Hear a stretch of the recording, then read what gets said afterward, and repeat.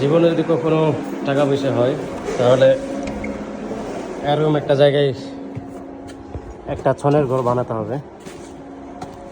ধরেন জায়গাটা এইরকম, এটা যদি টাউন কনস্ট্রাকশন সাইট, এটা এখন ওমানে।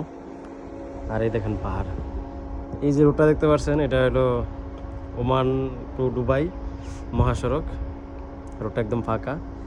আর এই পাহাড়গুলো দুবাই অবস্থিত পাহাড়গুলো, আর এই পাহাড়গুলো ওমানে অবস্থিত। এটা একটা স্টেডিয়াম, দুই দেশের বাচ্চা কাচ্চারা এসে খেলাধুলা করে। আবার এখানে একটা লেকও আছে, এই যে এটা একটা লেক। এখন তো গরমের মৌসুম, যার কারণে একদম শুকিয়ে গেছে, কিন্তু ঠান্ডার মৌসুমে এটাতে যথেষ্ট পানি থাকে লেকে। আর আমরা যেটাতে আছি এটা একটা ইমিগ্রেশন অফিস, সেটা হলো দুবাই ওমানের বর্ডারের যে হাত্তা পোর্ট আছে, হাত্তা পোর্টের একটা ইমিগ্রেশন অফিসের কাজ চলতেছে এখন।